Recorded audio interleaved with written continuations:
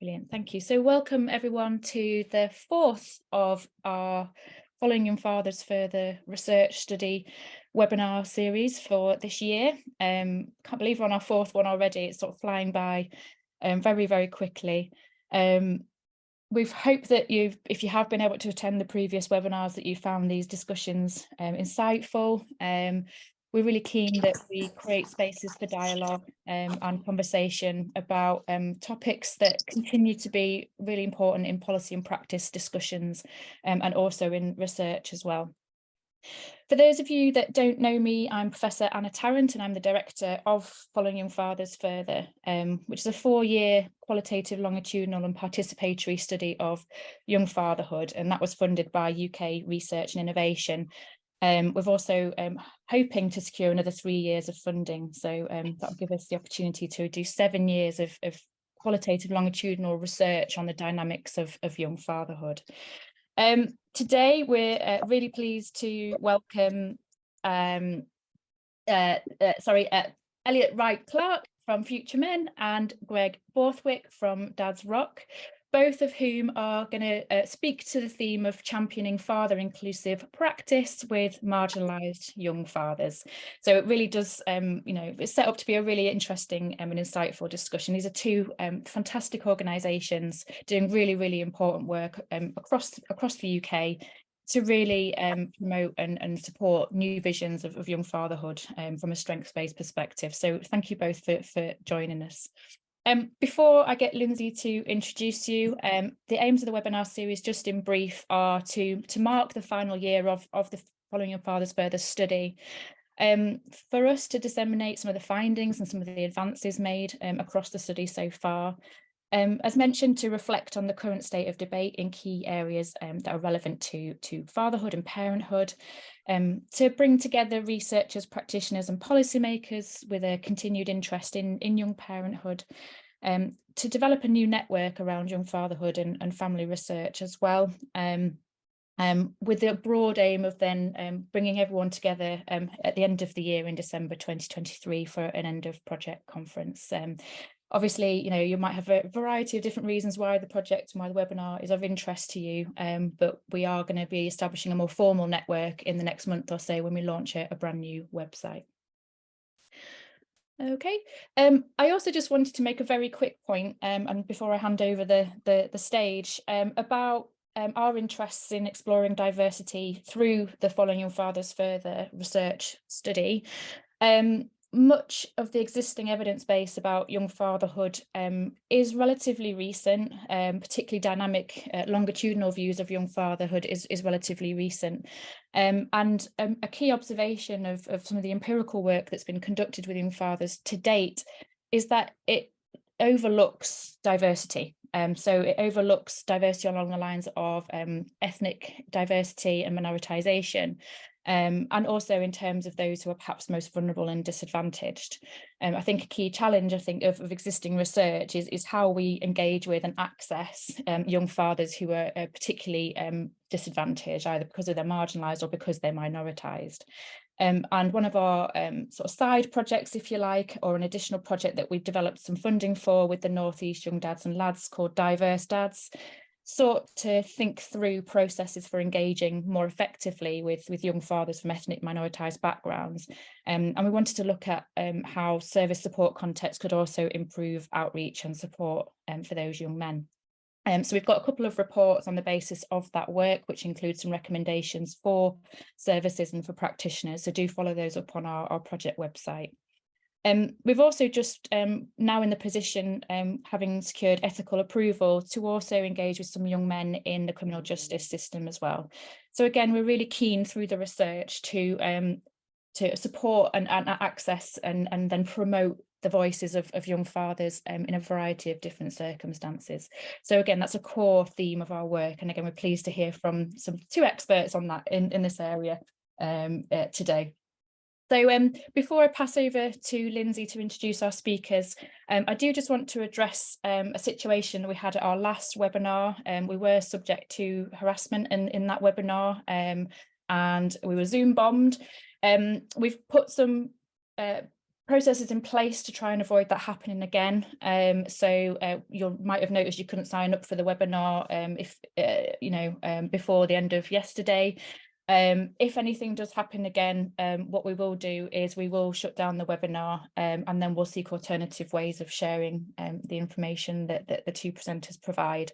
We're very sort of upset that the previous speakers were shut down and silenced in that way. And again, we're working with them to make sure that their presentations and their voices are heard in this space. So as I say, if anything does happen, it's usually typically beyond our control, unfortunately. But just to make you aware of that if you weren't at the last webinar. Okay, that's it from me. I'm going to pass over now to Lindsay, and I'll just leave on the screen the next webinar, which is on the 17th of May, which will focus on fathers and mental health. And we've got some great speakers. We've got Scott Mayer from Fatherhood Network Scotland and Professors Paul Hodkinson and Ranjana Das, that should say. So yeah, just to leave you with that as well. Great, thank you. Thanks, Anna. So we're really pleased to firstly invite Elliot to speak. Elliot is from Future Men. I'm just going to share Elliot's presentation.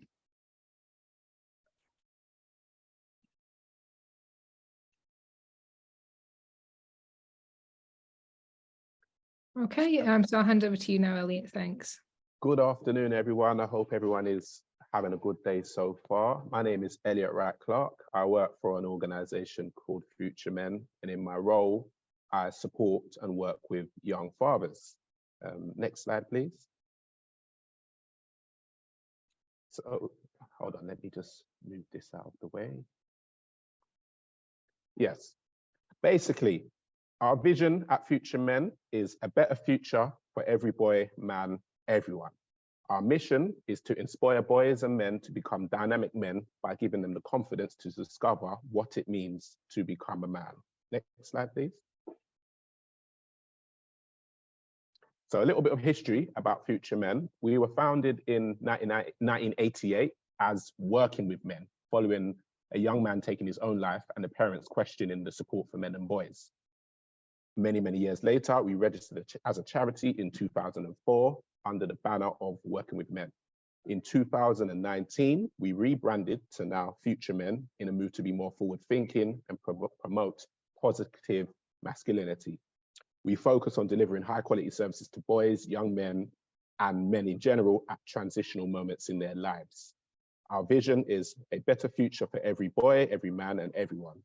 Future Men as an organization, we hold the principles of diversity, equality, and inclusion at our core, but we are not specifically about men's rights. Our work is designed and delivered to produce positive social outcomes for everyone, directly and indirectly. So that's men, women, everyone, society in general that we come into contact with. Again, our mission to inspire boys, men to become dynamic future men by giving them the confidence to discover what it means to become a man. Next slide, please. Basically, we support men and boys from childhood to 25, to help them be dynamic and healthy future men. Through our practice-led services, we encourage boys and men to explore, celebrate, and build upon 7 characteristics that we believe contribute to positive masculinity. These are, next slide, please. How we actually came about with these 7 characteristics was we were audited, so to speak, by an outside organization, and they were basically monitoring the work that we do. So the work that we do on the frontline services with boys and men that we come into contact with.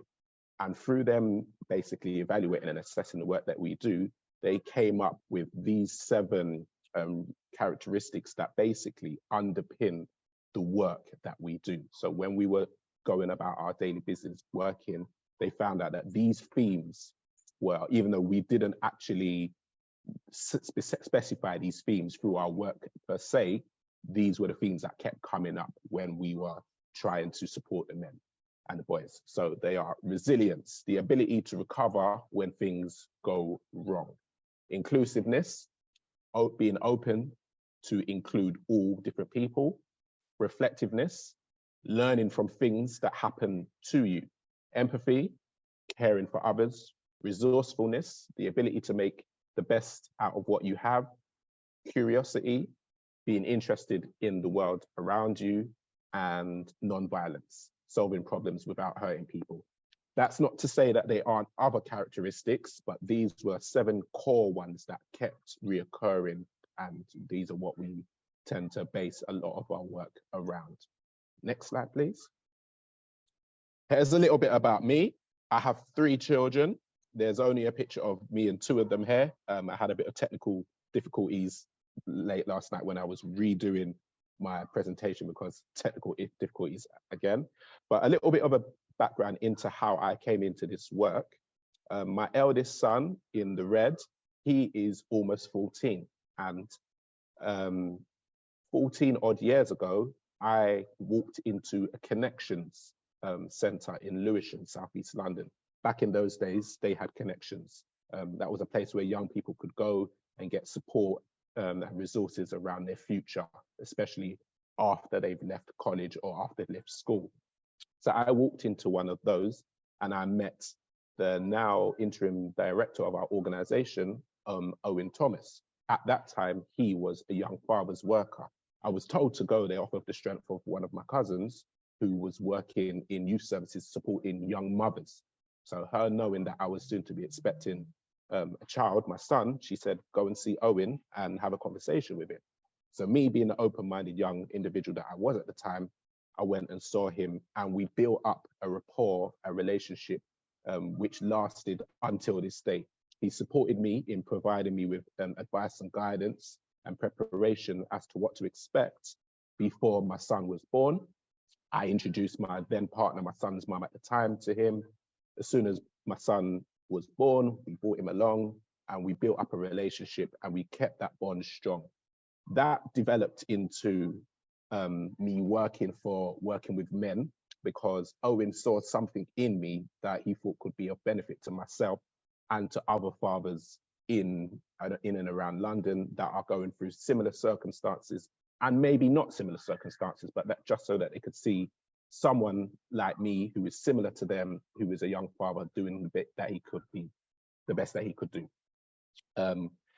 What that work looks like initially was working as a facilitator on one of the courses that we run, and that course is called the Future Dads Program now, which is preparing expectant fathers for the changes that will come when they have their child, preparing them physically, mentally, emotionally, practically, and also understanding the labor process. So I have, as I mentioned, I have 3 children now, a 13-and-a-half-year-old, a 2-and-a-half-year-old, and an 8-month-old daughter. She's not on the screen because it couldn't work it all out. Why I'm sharing this with you is because I use my own lived experience primarily as a tool for me to engage with the young fathers and the young fathers to be, and not just the young fathers, but the young mothers and the young mothers to be that I come into contact with. It allows me to relate to them. It allows them to relate to me, and we build upon that commonality when I'm then supporting them. Next slide, please.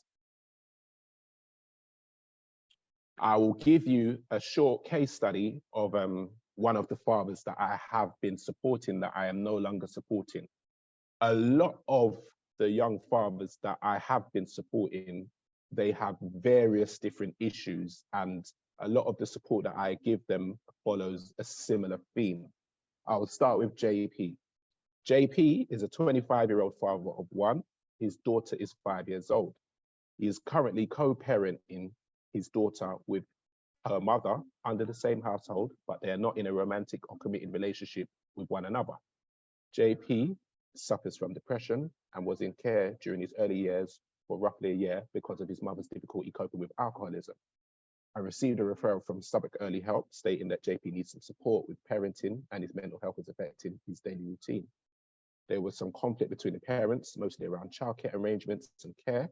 Mother reports that when in daughter's care, when their daughter is in JP's care, she will arrive late to school at times, which was confirmed by the school too. Mother was also concerned about the quality of care that JP provides to their daughter when he is caring for her on the days when mum returns home late from school. Concerns over JP's daily cannabis use, which is also affecting their finances. Next slide, please. So in order for me to support JP, initially I set up a call with the referrer. So I set up a call and the referrer and me spoke about the issues that were presented by JP and how I could support him. And then I moved on to contacting JP. If you have any questions. Oh yeah. Then I moved on to contacting JP myself and setting up a meeting with him. So I went to his house. No, I believe at first I went to McDonald's, the local McDonald's, sat down with him, had got a view of what his situation is, built up a rapport with him, and we just sat down and spoke for about 2 hours. Him telling me all the things that he wants to tell me telling him about myself, opening up that chain of dialogue so that we can build some trust and get to understand where he is and where he wants to be. I stressed to him and all of the clients that I work with that what to expect from the work with me, what it would look like, what my non-negotiables are, just so that we are very clear about how we're going to go forward, but not to be anxious. A lot of the time, some of the fathers are anxious because they haven't really received a level of support or found an organization that can support them in the way that we support them. JP, he then told me what he wanted help with, which was budgeting, dealing with his mental health, bonding with his daughter. And he also told me some of the things that are inhibiting him from overcoming some of the things that he needs to overcome. In this case, a lot of it was to do with cannabis. In the initial case, I made some simple suggestions to him that he could work with immediately. So he told me that he likes to draw. So I said, how about drawing with your daughter so that you can bond, and cooking with your daughter also so that you can create not just your daughter and her mother, so that you can create a more harmonious atmosphere within the flat. He explained to me that there was a lot of tension in the flat and they were basically all living as separates within the flat. He also explained to me about his mental health. I referred JP. This wasn't all in one session, but this was over a course of weeks and months.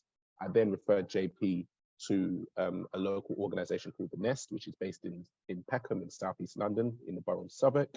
And he had an assessment there, and then we went along a few weeks later, and he met a therapist. During this consultation with the therapist, JP requested that I stayed with him, and he basically detailed some of the things that he had been through in his life from childhood up until this time. Some of those things included sexual abuse, dealing with the trauma of being in care, his mother's battles with alcoholism, to name but a few. Generally speaking, after that, I would check in with JP on a bi-weekly basis, just to make sure that the progress he's making is following an upward trajectory. And if it's not, trying to understand what's going on, to make sure that he's mentally sound, and just to generally see how he's coping. We would, like I said, we would meet for a few times. That became a bit less frequent, as what happens with some of the fathers that I work with. They dip in and out. Sometimes they meet me frequently, sometimes not so frequently. Next slide, please. Overall, after the work that we had done, when I then assessed JP, and this was his own self-assessment, he mentioned that in his own opinion, he has improved his confidence. This was down to me and him trying to get to the root of why things are the way they are, and also me breathing a bit of life into him, me showing him that he is valued, me speaking positive words of affirmation to him, me showing him that he's not the only one going through this, and me really taking the time and care to listen to and come up with him collectively solutions to some of the issues that he's going through, and setting out a plan of action. That plan of action allowed him to then also cut down on his cannabis usage, spend less money on cannabis, because that was a major issue that he had said. was inhibiting him from being the best version of himself. He got into work. I helped him to feel more empowered to get into work. As a result, he started to earn more money. The financial problems within the relationship were minimized as a result of this. The relationship with his daughter improved. He then felt a better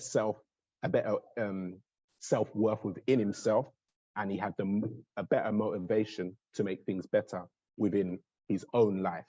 This is typical of how things go with some of the fathers in terms of how I work with them. I hope I've kind of articulated it quite well. I will meet with them as regularly as possible, assess what is going on, have numerous conversations with them, go to various places where we need to go with them. So I will accompany them if they need me to meetings, if they have social services involved with them. I will advocate on their behalf and sit in on meetings with them. We will review things. Some of the fathers that I've been supporting have had court cases and family court cases, and I've supported them as a Mackenzie friend on that. In that, some of the fathers just need someone to listen to them. Sometimes it's not always about providing them with solutions. It's just being an outlet for them to just get things off of their chest. Next slide, please. What barriers prevent fathers being more involved in active parenting? In the case of JP, it was his mental health and it not being diagnosed and him not receiving the support that he should have received, and him not feeling confident to receive the support that he felt that he should receive, and that would enable him to be as more active and present in the best way, shape, and form in his daughter's life. Generally, from what I have encountered, speaking to fathers, from my observations of society at large, and I mean society in the wider, broadest sense, and also in the macro sense, there are numerous barriers. But ultimately, when a father believes, so I've illustrated this in this little diagram to show that when a father believes and society believes that a father should be involved, we see fathers involved as illustrated by the images. We see happy families. We see whatever the family looks like, whether it be separated or blended, we see it functioning with ups and downs, but generally working in the same direction to achieve the aims of having a harmonious relationship with both parents of their children. When fathers do believe and society doesn't believe, again, we see upset fathers, we see upset children, and we see a negative impact on the family structure where fathers want to do what they believe they should do, which they believe is their God-given right, but society isn't supporting them to enable them to do that. And it is actually not empowering them, but I don't know if disempowering is the correct word or is even a word, but disempowering them. So we find that they are always, not always, but oftentimes we find that they are secondary in terms of how they are viewed, or not even viewed at all in regards to the relationship that they should have or do have with their children. When fathers don't believe and society does believe, we see that there is a pressure on fathers that isn't met. And the result of that often is single parent families, the burden falling on society and mothers in particular, and ultimately the children missing out and growing up with trauma and different things that are affecting them throughout their childhood and later life. And when fathers don't believe and society doesn't believe, it's just a mess. It's just a mess. Next slide, please. Oftentimes, when I am having conversations with the fathers that I'm supporting and with some of the other stakeholders that are involved in their fathers' lives, or the children's lives, or the mothers' lives, I tend to, if we manage to have dialogue, especially with the fathers, I ask them these questions. And why I ask them these questions is because a lot of the time what society feels is a good man and what is a real man versus what society feels is a good man, not society, what fathers feel is a good man versus what is a real man, are very different very different ideas. And a lot of the time we think these things, but we don't outwardly say these things, but they are also often expressed in the way we interact. And ultimately, fathers, young fathers in particular, who are not always so steadfast in what they think and believe, they haven't fully shaped, they're still exploring their identities and dealing with the pressures of life and whatnot, haven't always shaped a firm understanding of, or a healthy understanding of what is a good man and what is a real man. And this definitely impacts how they then view themselves, how people that they interact with view them, how they are judged by themselves, how society and the people within society judge them, how they interact with what they expect them to do, how they expect them to act. And a lot of the time it has a negative and sometimes a positive effect on their ability and their outcomes when they are fathering and relating with others. So again, this conversation is oftentimes a good way to get the fathers and other institutions that are supporting them or meant to be supporting them to reflect upon how their biases and their unconscious biases and the things that they think, feel, and do are affecting the fathers and the men within their lives. Next slide, please. I've put this quote in for one reason. Let me read it out first. Human beings are neither good or bad in any absolute sense. We are complex beings with the capacity for both selfishness and generosity, kindness and cruelty, and so on. The sort of society we live in makes a huge difference to how this potential is expressed.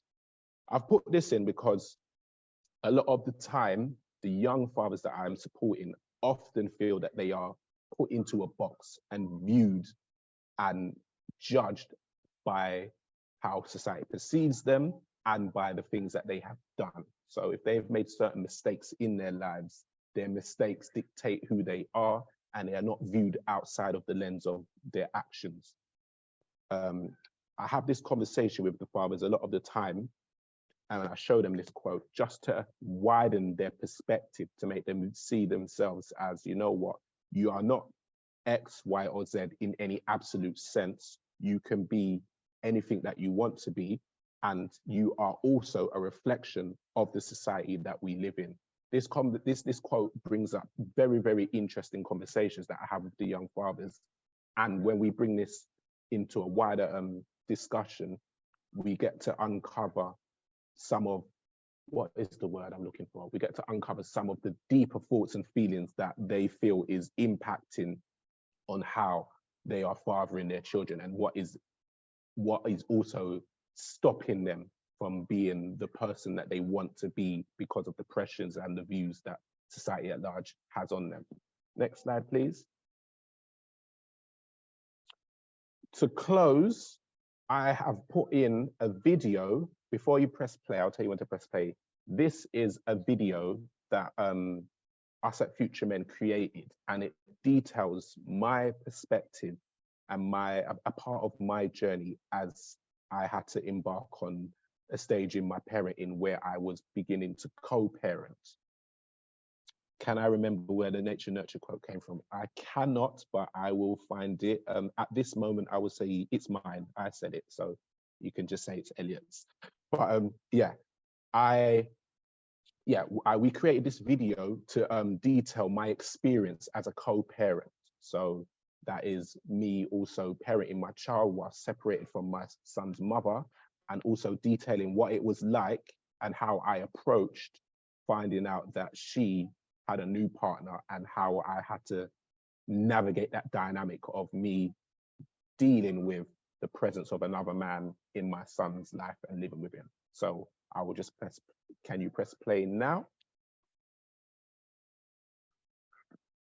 Can we hear it? Is it, can everyone hear it? No, can't hear anything.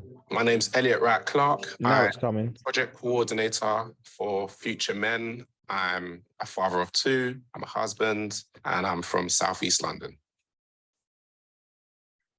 I started to have ideas about what type of dad I want to be. Some of the thoughts and feelings that I experienced as a child, I don't want my son to go through those. My 12-year-old, I'm not with his mother anymore. So we split up a long time ago. It got to the point where I knew she was having a relationship with someone and it was getting serious. I approached her, like, look, I need to meet so-and-so. This man, he's living with you and my son. He's going to see more of my son than me. It's important that we get to know each other. The feeling that I have towards it is a strong feeling of, I know this is right, so I'm going to do it. We just went outside and we just spoke for 2-3 hours about everything and everything. He did say no one has approached him like this before. So often the other dad is an enemy or is viewed as an enemy. I explained myself, where I'm coming from. He gave me an insight into his life. And since then, it's been cool. This situation is very idealistic. It takes a lot of work. It takes a lot of individual work. And then for the other person to be open to it, it's definitely a tool that I can use when I'm trying to support the young fathers, and I can use it from a place of experience. The organization was called Working with Men, and now we've rebranded to Future Men. Back then, I believe I had participated in one of the courses that they were running. It was an expectant fathers course. It was me taking initiative to equip myself to be able to manage a new baby, my son. It spawned job opportunities with Future Men. Later down the line, I applied for the role that I'm in now, and full circle, I'm working full-time, doing the same job that I was a recipient of. Good morning, Lisa. This is Elliot from Future Men, Young Fathers Project Worker. Every metric and outcome that you would want for your child, they're more likely to achieve it if you are involved. Economically, they have better chances. Socially, perform better relationships, better attachments, perform better in school. In regards to my son, me and his mum, that's how we're connected forever. There is a collective effort to contribute into his well-being. You're lucky. The goal is enjoying life as much as possible to get the most out of it and to contribute to the people around me and have a positive effect and knock-on effect to them and their lived experience.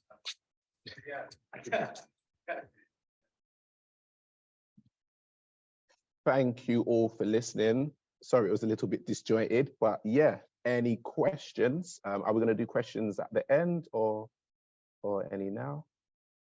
Yeah, so if we can just hand over to Greg next, and then we'll do questions at the end, just so we can get through everyone. But that was brilliant, Elliot. Thank you so much. You're very welcome. Thank you all. Okay to hand over to you now, Greg? Sure thing, yeah.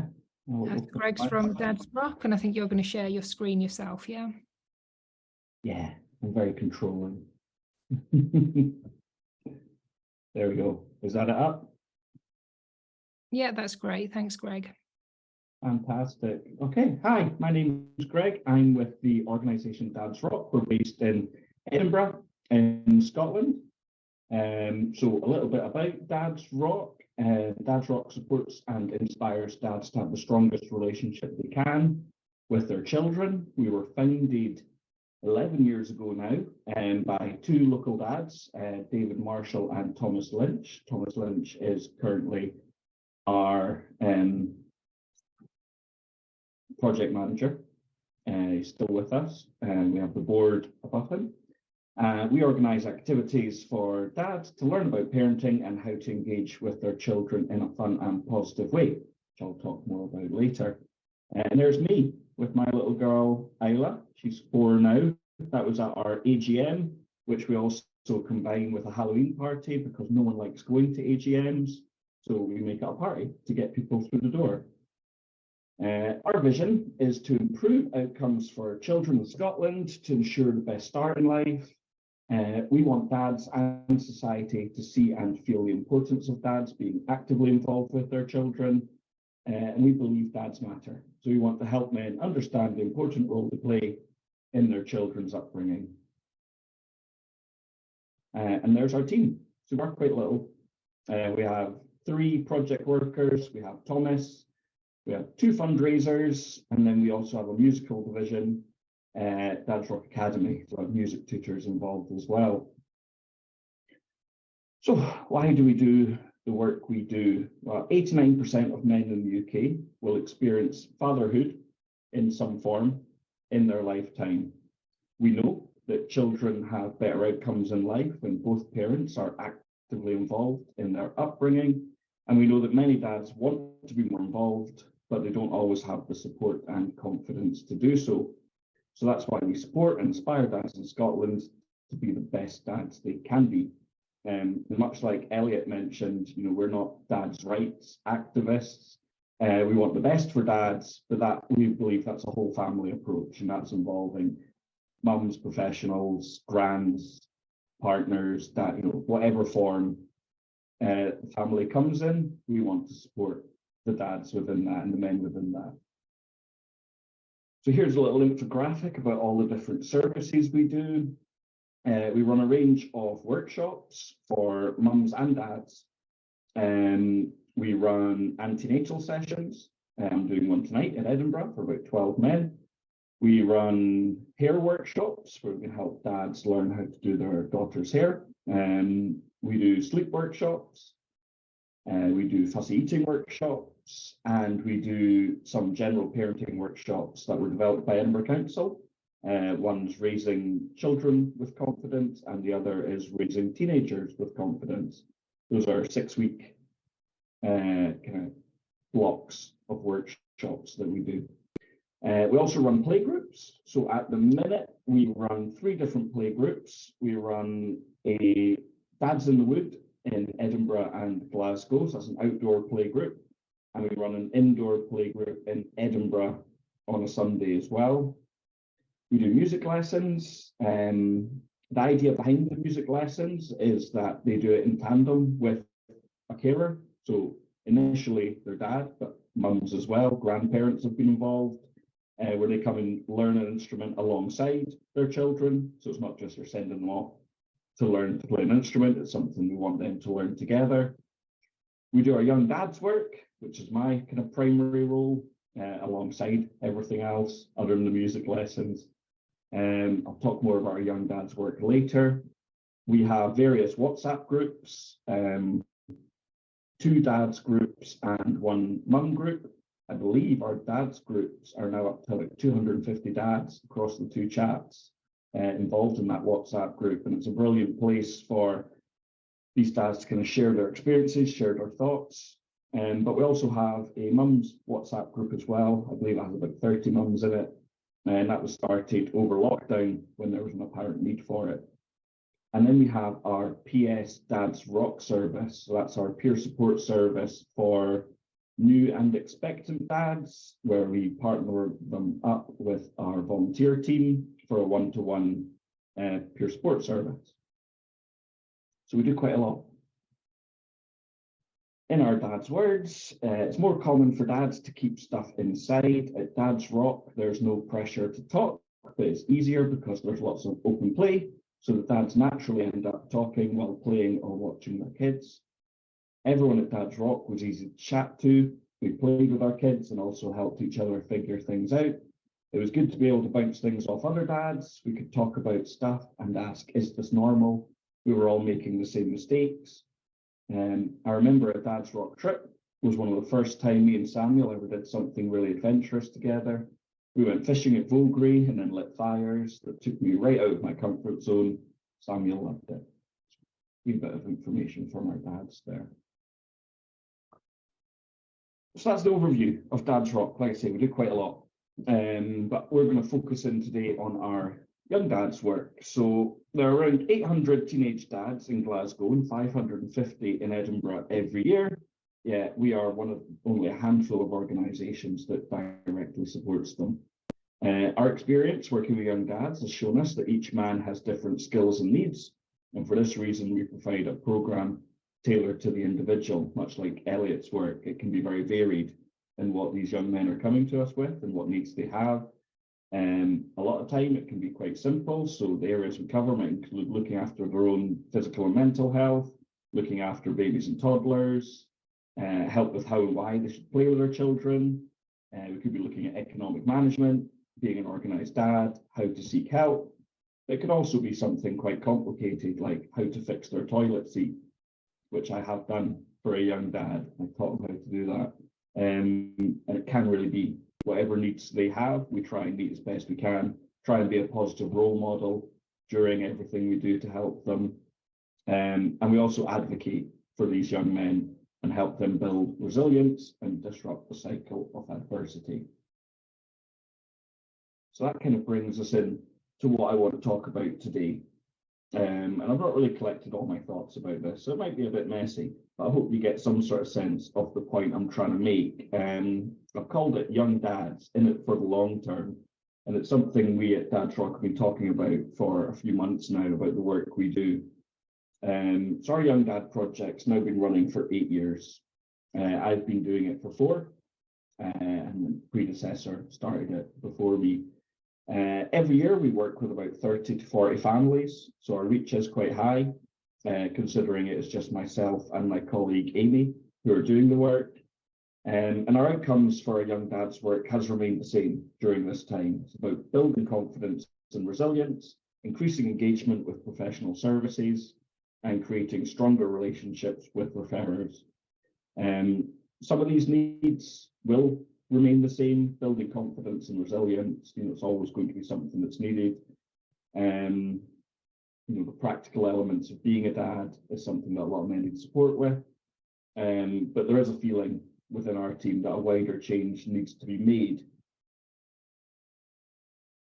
So, perception and practice. A lot of talks recently have been focusing on dads, and I think it is accepted now that there has been a societal and cultural shift in how dads are perceived, but it's not always being reflected in practice. There's some stats from a study here from the Fathers Institute called Who's the Bloke in the Room,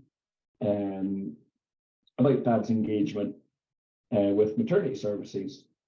So dads are involved 100% at conception, 94% of the time for at least one routine antenatal appointment, 99% at an ultrasound scan, 98% are involved during labour and at the birth, 91% of those from start to finish. So clearly the dads are there. Why aren't maternity services engaging with them? So when questioned about their relationship with maternity services, 82% of men said they weren't asked about their mental health, 78% aren't asked about their physical health, 65% aren't addressed about their roles, 56% aren't called by their name, and 48% aren't asked about smoking. My own health visitor, I have a 9-month-old now. She knows what I do for a living. She knows the work I do. She's not once asked me how I'm coping as a parent. Now, she's brilliant with my wife, and I cannot fault the work she does. She's an amazing support to my wife.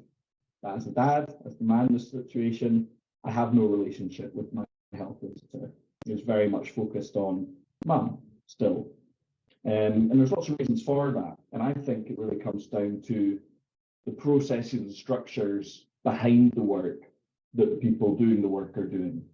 I think talking to health visitors, talking to Family Nurse Partnership, talking to all these different organisations, social work, they're getting better at wanting to involve dads more. There is that cultural shift. There is the societal shift, wanting to involve dads more.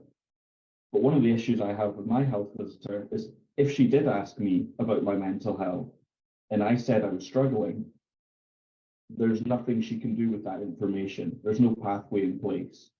She can assign me to my GP. That's about it, which is great. So we emailed every GP office in Edinburgh saying, hey, we'd love to talk to you about our service. We support dads with mental health in the perinatal period. One got back to us and we had a lovely meeting with, and that was it. So our access to dads is severely limited by the interactions of these professionals.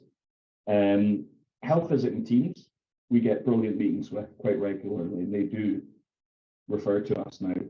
Family Nurse Partnership, brilliant. Social work, brilliant. Lots of meetings set up with them. Midwives, we still can't get through to. And that's really where our biggest problem is we can't get access to some of these young dads, some of these young men that are going to be fathers until they're in a moment of crisis. And that's when we get their referrals, where we really want about early interaction, early interventions. We're not able to do that because we're not getting the referrals through from these services because the processes aren't there. Again, going back to the GP offices, if a mum goes to their GP and says, I'm struggling with my mental health, there's a little box they check that allows that data to be collected. That as a mum struggling with mental health, that data doesn't exist for dads. There's a huge data gap for dads in this country, which is highlighted in 2 reports I've got here. Who's the bloke in the room and where's the daddy, both by the Firehood Institute. So yeah, I suppose the point I'm trying to make is that there's lots of good work wanting to happen within the health professional system, but there's processes and barriers still in place that are stopping that from happening. We have had really good conversations with the mother and baby unit in Glasgow, who are developing a pathway for dads. NHS Highlands have begun creating a pathway. We had quite a fun chat with a team in East Ayrshire, who are now going to be putting the dad's name on the initial letter sent out by the midwifery team to mums. It didn't used to have the dad's name, it used to just be addressed to the mum. They're now wanting to include dads in that letter. But there's still a ways to go in engaging dads more in those early stages. Focusing in a bit more on young dads, there has been a societal shift, we all recognise it, but who's really benefiting from that shift? In my view, the real cultural attitude change has been within the middle class, white collar job roles, where you hear about, these big organisations, big office jobs, saying we're doing extended paternity leave for our dads now, and it's seen as a bonus for kind of signing up with them. And that's great, it's a really good thing. It's not benefiting everyone, it's benefiting a very select few parts of our society. And I think young dads are not viewed societally the same as those men. There is still a huge stigma around young dads, and it's very present in all the dads we work with, where, dads are being celebrated elsewhere. Young dads are not quite being celebrated in the same way, and in fact are being viewed from a risk basis rather than an asset basis. And that's a huge problem across all the services we have, is that dads are coming into this role being viewed as a risk, being viewed as something that needs to be managed rather than becoming an asset to the family. So that's where my view is that early support and intervention is needed and needs to be more. We did have a conversation this year with a health visitor who said if dad wants to remain in the room when they're having their meetings with mum, she takes that as a warning sign. And that's the level of engagement she had with dads, was if they wanted to stick around for the meeting, alarm bells were ringing. So there is still a change in shifting kind of our thoughts that needs to happen. And one of the big things for me is we need to start working with dads earlier. From the start, from before baby's born, we need to be telling these young men that they are important and they're an asset in their family. Not once baby's born, that's too late. Once they're in crisis, once they're struggling, that's unfortunately when we get most of our referrals, is when there's a need that needs fulfilled. And it's already kind of too late at that point to really engage a lot of these men. Whereas if we had a better system in place, a better support structure from the start, a lot of those issues wouldn't ever become realised. I think that's the point I'm trying to make today. Was that clear? I don't really know.